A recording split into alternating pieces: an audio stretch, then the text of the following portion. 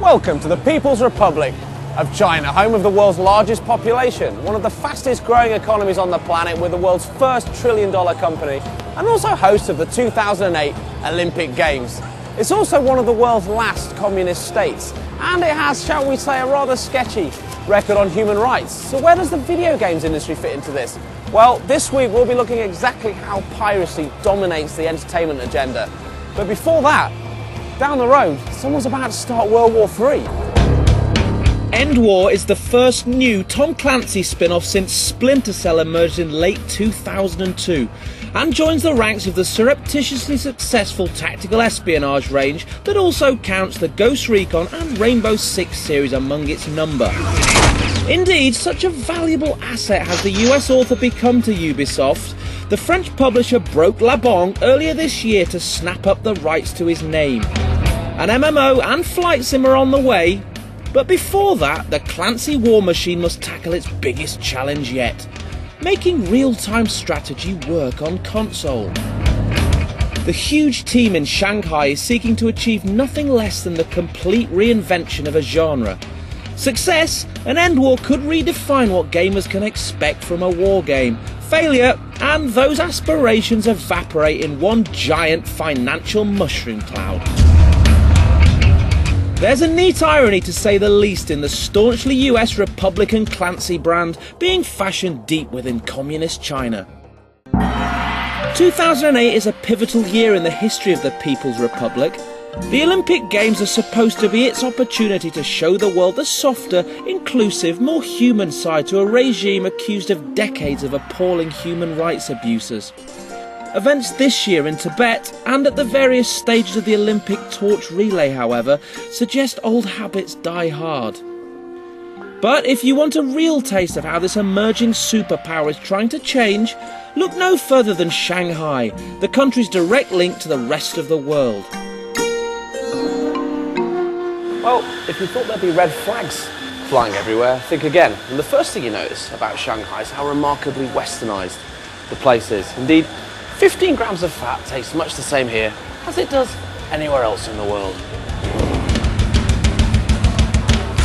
It's only when you venture online, for instance, that you start to appreciate what it means to be in a country with a state-controlled media. Wikipedia, for example, is completely blocked off. And Google, while it has a service in China, obviously controversially allowed filters to be applied. So when typing in certain things, democracy in China, for example, well, it brings up a series of pages. Clicking on any of them mysteriously results in an error. And no doubt the state police are already on their way to this hotel room. But you don't notice it on a day-to-day basis. There are just random occasions where you'll try and access YouTube to see what's popular at the moment, and access will be blocked. Nevertheless, the city depends upon international commerce, and its shopping district is a who's who of Western mega brands. And it's a place where Ubisoft has been operating its second largest studio since 1996. Dynamic and cosmopolitan, it's proved an irresistible draw for top international dev talent. EndWar Commander-in-Chief Michael de Plata is a veteran of Creative Assembly's acclaimed Total War series, and he's leading the way on a project that, at heart, is just trying to find its voice. We kind of started off looking at SOCOM and just went, okay, we're going to do that, but better. Which isn't to say that there was anything wrong with SOCOM for the time. We just really felt that with the technology having advanced and with the power of the platform having advanced and with more players being comfortable with the headset, we could just go up a level. Voice command is to our game what the plastic guitar is to Guitar Hero. Guitar Hero would be exactly the same game on a joypad, but of course you get much more immersed into it and it's much more accessible because it's on the guitar. And now this veteran of old school RTS gaming is attempting to shake up the whole genre on console. Because PC strategy games, for de Plata at least, have become, well, all a bit dull. PC RTS really has gone up a bit of a dead end. The excitement and the interest of armies clashing and of soldiers clashing and of that strategy, I think that's really interesting and compelling, and it's almost like because of the success of basically Warcraft, C&C and Age of Empires, is everyone's kind of gone down this other path and kind of forgotten about actually what real, original war games and so on were. So the game plays out across a fully 3D environment, with you free to view the battlefield in all directions from the perspective of each of your units. World in Conflict on PC has already shown what a difference this can make to the experience, but coupled with the accessible interface, De Platte hopes his game can do for the genre on console what BioWare's Knights of the Old Republic did for RPGs. Anyway, this is Tom Clancy we're talking about here, the father of Jack Ryan and barnstorming blockbusters like Patriot Games, never mind the eye-popping Splinter Cell. So there are expectations for that great gaming cliche, the cinematic experience. During battle, the human, emotional aspect of the conflict is portrayed via scores of picture-in-picture CGI mini-videos, created under the supervision of a man who ought to know about this sort of thing, having worked on an Oscar-nominated film.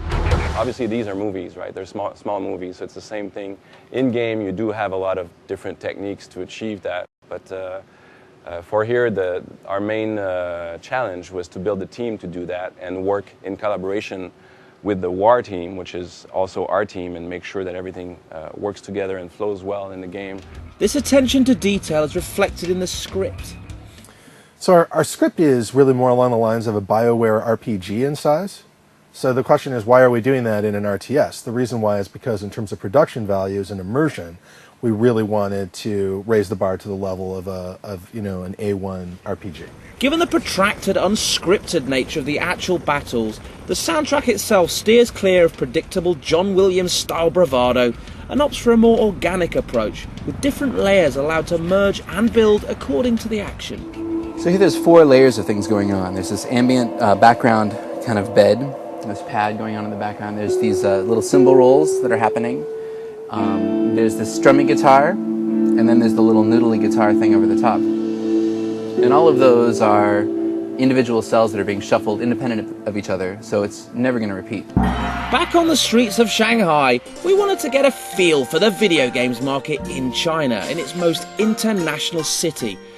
But finding a gamer, let alone a game store, proved a little harder than we had imagined. Video games. Do you know where to get PC games? PC games? Like PlayStation? Xbox, no? Do you know Sony PlayStation? You don't know? Okay, not to worry. Video games, video games?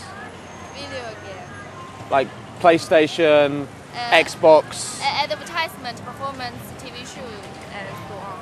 Do you know PlayStation, Xbox, Gizmondo? Do you play video games at all? Do you are you familiar with things like Sony PlayStation? For instance, PC games, in a computer, computer games. Yeah. I play. Do you play them? What games do you play? Counter-Strike, Counter-Strike? Yeah. Oh yeah, so you like your first-person shooters? Yeah. If I wanted to buy a PC game then in Shanghai, where would I go? You should go to the, how to say that, the different area, the Saige in Xuhui. Lost, we fear, in translation. Well, no shops selling video games anywhere in central Shanghai that we can see, not even PC games. So mission for the day is for us to try and find somewhere that's selling pirated video games, purely for research purposes, obviously. Come on, James. More on that later. Now, maps in EndWar are split between wide-open battlefields and claustrophobic cityscapes. Todd Owens is the level designer, with the likes of Red Alert 2 and Battle for Middle-earth on his CV. We do have the 3 capitals in there, Washington, D.C., Paris, and Moscow.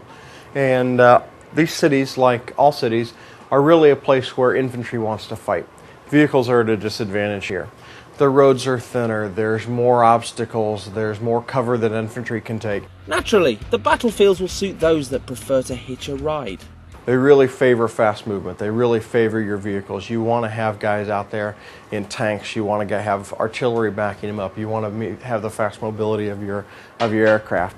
Then, of course, it's just a case of filling the maps with all the bodies and ballistics you need to stir up an epic battle. The game is set in 2020, but rather than just make up a load of crazy future guns, the team has used real military R&D info for its grand designs. all the unit design is based on real-life units. The Russian tank is based on the under development Black Hawk futuristic Russian tank. And the US one is based on the actual Abraham A1. And the European one is based on the Merkava tank. Meanwhile, our search for dodgy goods was throwing up some interesting offers. Just not the ones we were quite looking for. What have you got? Cheap. What brands do you sell? Which brands? 1 minute. No. Show me what you've got. Do you have, is that Louis Vuitton, yeah? Is that genuine Louis Vuitton? So we decided to wander off the beaten path. Cool. I bet they've never had a PlayStation either. I'm not even going to ask now. The ambition of Shanghai is symbolised well by the soaring superstructures that are among the tallest buildings on the planet. But it's when you look down that you see a darker side to the city. The harsh poverty of the back streets and the poor lives of the many is in stark contrast with the faux capitalist privilege of the few. The communist dream in action. It's here that we finally get our first glimpse of Chinese gaming. Just going through here, seeing what they've got. A compilation of flight simulators, James. How exciting. Lots of the latest games seem to be all here on Pirate, Medal of Honor Airborne. We should point out that this piece was filmed in November of last year, when many of these games were current. And for this game, how much? 7. Just 7. 7. So that works out at about 50 pence. And our hosts will be pleased to realise that their games are well represented in the shape of Rayman Raving Rabbits and other Rayman games, and the Ghost Recon series, all on one DVD. 7 each these are, so that's 21 in total, which I think works out at under £2 for all of those games pirated. It was only after several more hours of searching that we finally found a shop selling console games, tucked away not in the back streets, but in an exclusive shopping district surrounded by designer boutiques. So that shop over there sells dodgy console games. We found it at last. Dodgiest of all are the range of Wii games. They've got all sorts of Wii stuff for cracked versions of the console, apparently they buy in Shanghai. I'm going to go over there now and find a bit more out about it, see what the prices are, see what the deal is. James is going to stay this side of the street so they don't realise what we're actually doing. Can I check how much are the Wii games? Yeah. 8. Just 8, okay. So this is a folder full of all the Wii copy games you've got, which are all selling for 7, which is about 50 pence. Oh, Guitar Hero 3 as well. So Manhunt 2, Guitar Hero 3, Super Mario Galaxy. That's the box, okay. Again, this was November 2007, so many of these titles were brand new or unavailable in the West. So they won't play on a normal machine, they'll only play on the machine that's done specially to actually make the games play. They put a chip in it or something like that? Okay. So there we have it, they have a folder absolutely full of Wii games which are cracked, and apparently, as they've just explained it to me, you just need to have an original Wii console and they'd modify it in some way that lets you play these copied games. I've just been given the number of the manager, and she said just to give her a call if I actually want them to sort a Wii console out for me. And if I give them enough notice, they can actually get a machine in for me, chip it for me, and then I can play the full range of Wii games that they've got on offer, all of which cost 8. They just cost 8, which is actually about 60 pence for Super Mario Galaxy, which is not even out in Europe yet, not even out in the US yet. There you go, piracy in action. None of the current generation of consoles is officially available in China, although Wii is expected to be the first to launch later this year. Nintendo has been very vocal about the issue of piracy, but on this evidence the message still isn't getting through. Consoles here, 360s, PS3, are still not distributed officially. When they are distributed, it's a sort of grey market. So it's not a market that we're particularly looking at for the console games, at least. It's really actually discouraging when you've been working on a game for 24 months and you've been really putting a lot of hours into it, and you know that there's a team of 150 people, and before it's actually released in Europe or in the States, you find it on the street for $3. However, for the games industry, there is a surprising silver lining of sorts.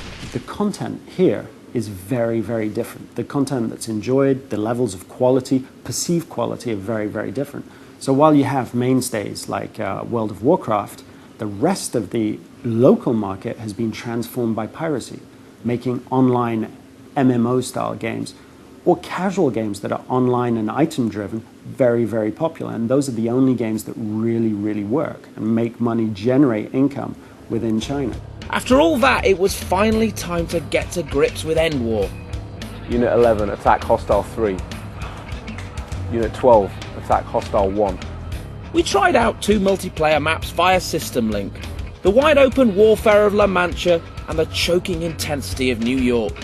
You can read in detail about our experiences by clicking on the red button. But suffice to say, once we were over the initial embarrassment, the voice command system at least works superbly well. Whether the novelty will quickly wear off or transform the RTS experience is something only extended play will reveal, but the signs at the moment are promising. Basically, we are Ghost Recon 20 times bigger with voice command. I mean, this is a game that we expect and want people to be able to play for hundreds and hundreds of hours. Tom Clancy's EndWar is coming to PS3 and Xbox 360 sometime in the next year.